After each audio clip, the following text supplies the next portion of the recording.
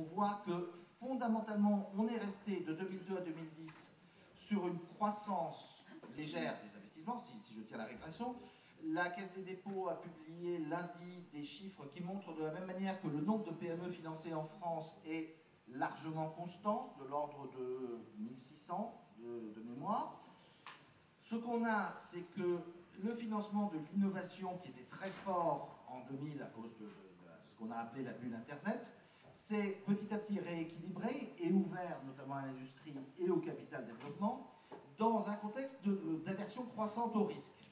C'est-à-dire que l'an dernier, pour la première fois, les financements en amorçage et en capital risque ont été inférieurs à 25% des sommes investies. Et en gros, il n'a jamais été si bon d'avoir une entreprise mature et rentable.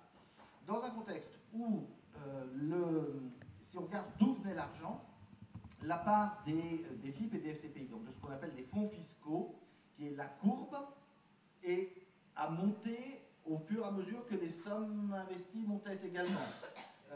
Donc en 2010, on était de l'ordre de 70% des investissements. Et si on regarde la collecte, jusqu'en 2010, vous avez la création des FCPI en 1997, qui monte jusqu'à la bulle Internet, à l'explosion de la bulle Internet en 2001, puis ça baisse un petit peu. La création des FIP en 2003-2004, donc des fonds d'investissement de proximité plus locaux, correspond à une reprise. Et la loi TEPA en 2007 avec l'ISF PME, donc l'exemption de l'ISF qui venait s'ajouter à l'exemption à l'abattement de l'impôt sur le revenu pour les FIP et FCPI existants, provoque une explosion à 1 milliard supplémentaire, quasiment un doublement des sommes collectées sur les deux instruments juridiques du Madelin et de la loi TEPA. J'ai presque terminé de parler à tous ceux qui ont levé de l'argent via l'ISF PME en septembre. On devrait avoir eu une chute de l'ordre de 40 à 50%. Donc clairement, cette courbe qui commence à s'inverser accuse une chute assez verticale en 2011. On verra ce que donnera la collecte 2011 sur l'impôt sur le revenu, mais on est clairement en recul. Au moment où la bourse elle-même s'est fermée sur les PME, il reste donc, si vous prenez les grandes masses du financement des PME en France, vous aviez 2,5 milliards qui venaient de ce qu'on appelle les fonds fiscaux, les FIP, les FCPI, donc les abattements de l'impôt sur le revenu et de l'ISF.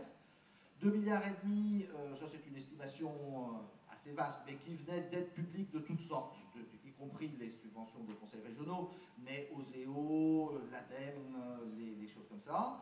La Caisse des dépôts avait investi 400 millions d'euros et nous avons recensé 200 millions d'euros de capitaux privés qui se sont investis aux côtés de la Caisse des dépôts. Cela sous-estime légèrement, ou peut-être beaucoup, j'en sais rien, parce que il y a une partie que nous ne mesurons pas de capitaux privés qui ne se sont pas co-investis avec la Caisse des dépôts et qui n'ont pas eu d'abattement fiscal. Donc ces 200 millions de capitaux privés sont probablement 300-400 millions d'euros.